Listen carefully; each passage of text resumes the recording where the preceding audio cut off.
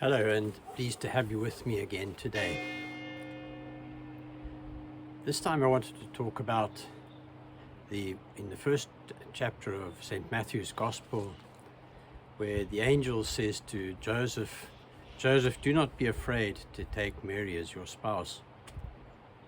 Now, it's very easy for us to look at Joseph and Mary and think how wonderful. Those of us who have had crib scenes around all our lives at Christmas time with angels and cattle and various characters, and to think what a wonderful thing this was for them to become the parents of Jesus. But actually, their real state tells us a lot about just what faith can cost us sometimes. You see, for example, I live in a very small village here in which there are about 400 of us that live here permanently. And always in a small village, everybody knows everybody else's business. It's just part of living in a small place like this. And so we can imagine with Mary and Joseph being from this small town of Nazareth, that it would have been no different. People haven't changed that much, we can see by reading the scriptures. And so, can you imagine for a minute Mary, who was probably this very good girl all her life, and she gets pregnant before she's married. Now, we've heard the story all the time, but she couldn't very well go around the village and saying, "Oh yes, I'm pregnant, but it's not Joseph's child, it's the Holy Spirit's child." We can imagine what people would have made of that. We can imagine the people saying, "Oh yes, the good girl Mary, and look." You know, we hear about people talking, for example, about how a number of families in Britain still in the 1960s found it a great disgrace to have a daughter who fell pregnant out of wedlock. And we can only imagine how much more so at the time of Mary and Joseph. And Mary taking on this call was also in grave danger, because had Joseph reported her saying the child wasn't his, she could have been stoned to death.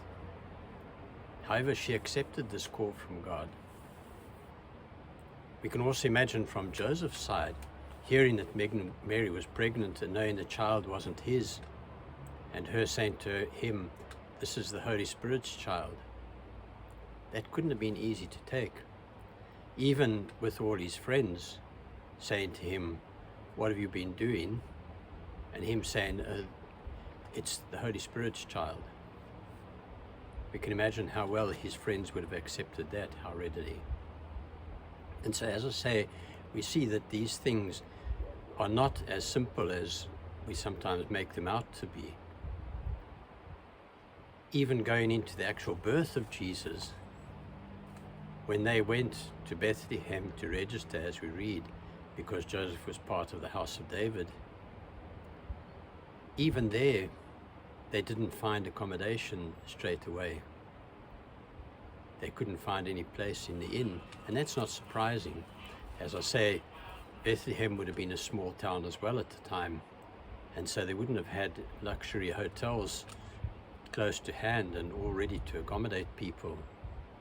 And also you can think, with everybody having to return to register each in the town of their own line, that it would have been a particularly busy time, and probably the last thing the hotelier would have needed would have been a girl about to give birth, is really just all he needed in that busy time. And so it's no wonder they didn't find a place.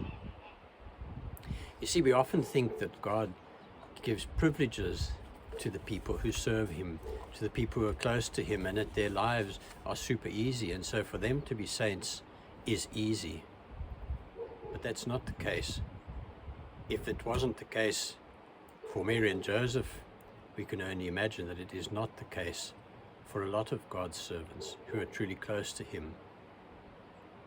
What is important is that they were able to believe, they were able to accept that the messages that they received from God through the angels were messages from God, and to accept them as such and live accordingly, despite what it might have made them look like in other people's eyes, despite what people might have said about them as a result of where they were in their lives. And this is not easy for any of us. None of us like to think that other people think badly of us. And yet that is what happened to Mary and Joseph because of this calling. But despite that, they went ahead and accepted to become the parents of Jesus on this earth. And so, if you find that you have a calling, even if all around you don't understand it, even if all around you doubt that this is from God, remember to stay true to your calling. Trusting God. Mary and Joseph have become famous down the centuries because they did just that. And our faith in God is not about becoming famous, but it's about becoming what we were created to be. And so, despite any obstacles in our way, this is what we're called to be. And I pray that you may find this freedom to be who you are created to be, and you may live that reality to the full. May God bless you. Thank you.